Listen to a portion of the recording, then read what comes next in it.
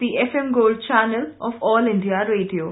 In the program News Analysis, now we bring you a discussion on President's Address to the Nation on the Eve of Independence Day.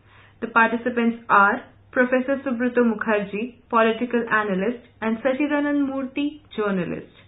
The first address to the nation by President Ramnath Kovind within a few days of taking the highest office of the land. President Kovind in his address to the nation has touched on many subjects and those many threads we've discussed at this. Professor, how do you look at the overall speech? First, I think it's a historic occasion that 70 years completion of a republic which really changed the course of the entire world history. Because once India became free, colonialism literally became a notion of the past. And slowly we see that in the coming 2 decades, freedom spread all over the world.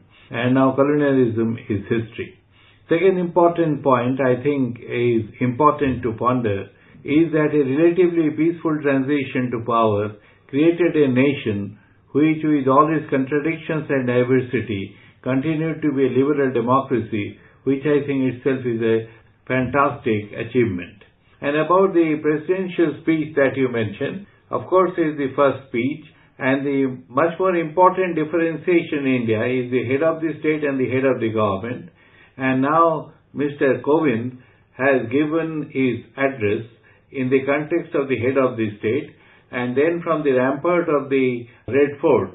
Red Fort has a significance of its own. You remember Subhash Bose's Delhi Chalo, and to capture power in the Red Fort, so it has a symbolism of its own.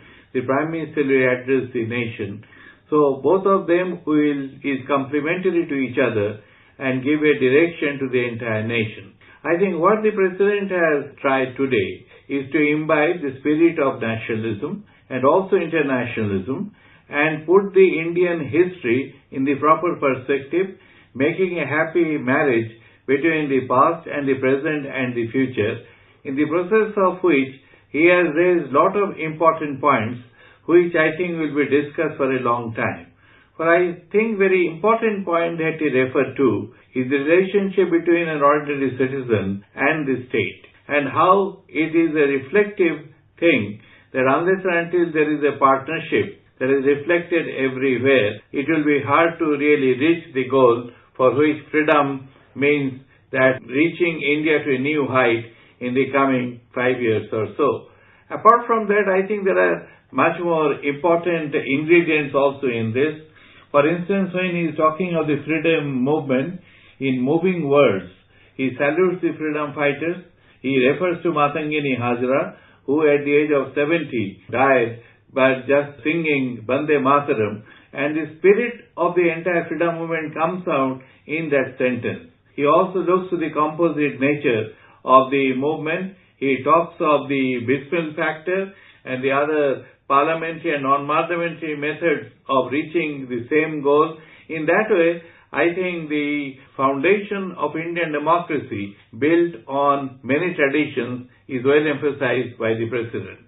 Professor, President Kovind very significantly mentioned that in 1947, though some historians called it just a transfer of power, he said it was not just a transfer of power, but it was a moment of realization of the dreams and resolve of our freedom fighters, led by Gandhi as a central figure with, as you rightly mentioned, about the revolutionaries, the peaceful agitators and everybody. So now then he elaborates on those dreams and resolve of the freedom struggle which came to fruition. How do you look at it with the contribution of Nehru with technology and other inputs?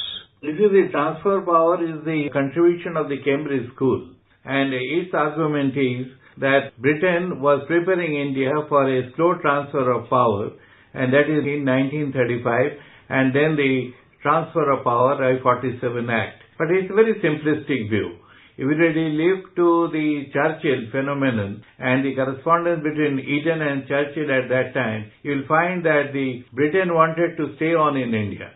Actually, in a very significant letter, Eden says that 2 very important things we have to think very seriously, very urgently, is to win the war and to make a plan to stay on in India for 10 years.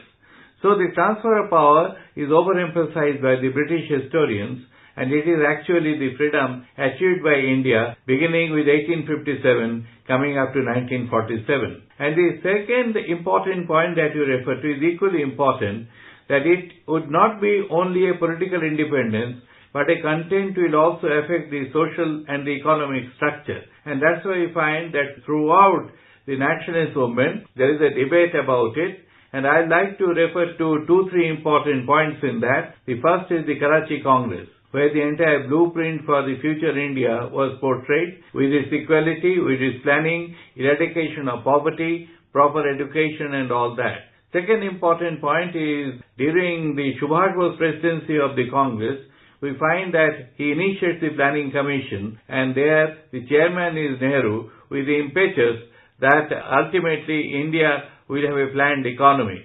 And I would also like to mention here that Tagore welcomed the entire move. The third important point is during the Second World War, we find two plans being projected. One is the Bombay Plan, second is the People's Plan of M.N. Roy. So it is quite imperative that in the 30s and 40s, it was not mere political independence, but a much larger nation-building exercise. That's what the national movement was coming to an agreement. The President in his address also has gone very elaborately into the modern governance, what has happened after 70 years of the independence, especially kind of initiatives that have taken place in the last 2 or 3 years by the government. And also he speaks about how we have to create a new India by 2022. So he has elaborated very much on that. How significant are these? Well, with a sense of history, I think the first important point he mentioned was Nehru's attempt to integrate modern technology with our age-old culture. I think it's Rudolph once said the bullock cart capitalism, and that's what initiated by Nehruvian scientific plans, and then the atomic energy, the IITs and the IIMs and the temples that Nehru called laid the foundation of the Indian nation in a way, and that he acknowledges.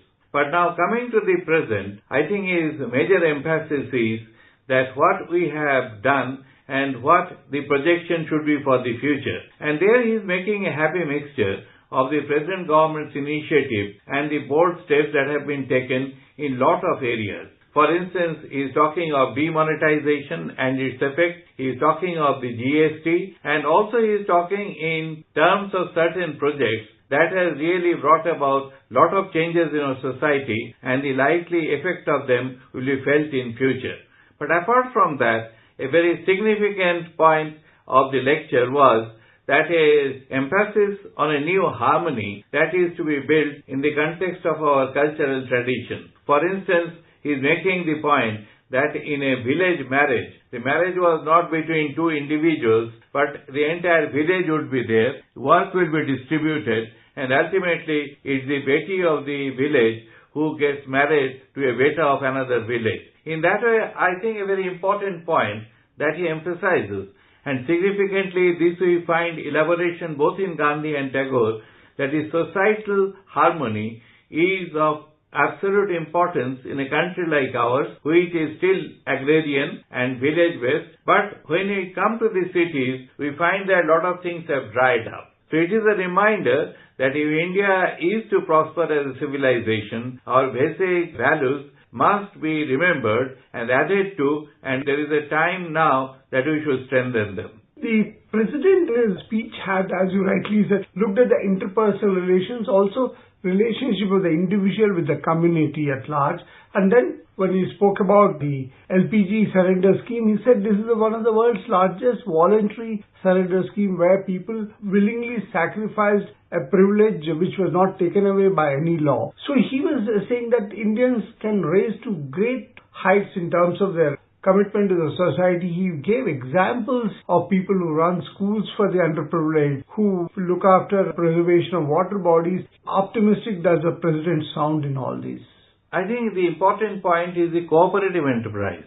You see, the government cannot achieve everything. It can initiate, but the result will depend on how the citizens participate and elaborate, and how the other bodies cooperate. For instance, you see the important initiatives in India like Telonia or the Seva movement, 11 Hertz in Gujarat, have been acclaimed throughout the world. and the other interesting aspects of, say, rural microcredit has also spread quite a bit in India because of private initiative. But again here, I think the most important reminder that he gives is that the societal nature must not be forgotten. There is to be a collectivity, there is to be a commonality, there is to be a broader consensus, and that's how society can progress. Government can guide, but it is society that is to act. The President throughout the last 2-3 months, he has been emphasizing that he comes from a very, very rural background. He had come from a mud house in a remote village. And here again, when he talks of the new India, he wants the most modern connectivity, most modern education, everything, so that the people in villages are empowered. And his concept of rural development is not just migration, but developing the villages themselves. How well it synchronizes the vision of the people who led the freedom movement. The Free India is actualizing log cabin to White House, and the President's elevation is exemplary. But apart from that, what he is talking of is that this mad rush to cities is counterproductive and has a limit. So we have to create a situation where this migration stops, and ultimately it is technology that changes society, and with a combination of appropriate and frontier technology, we can transform the entire face of India. And here again, I think the digitalization and the other important aspects that the present government is focusing on, ultimately he dreams of a future India, where India, which already has a very important position amongst the Committee of Nations, but it will become, enviable in the future. You had earlier mentioned that how the President's speech had moved from various levels, from the individual, the family, to the village, to the national, and also India's role in the international level and how it matters. He even spoke about how India should do well in the next Olympics to be held in Tokyo in 2020. So he looks at a very big role for India in the Committee of Nations.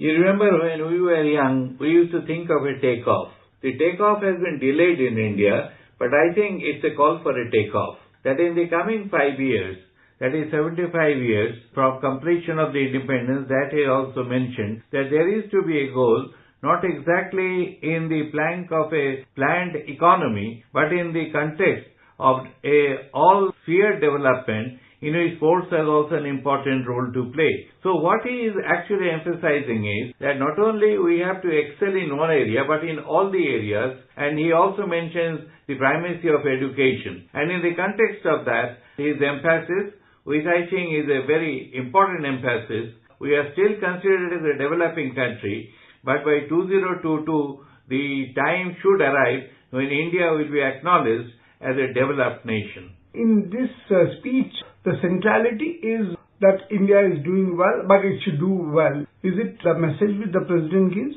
Well, the pace is to be faster. We have started quite all right, and continuity of democratic institutions and nation-building exercise.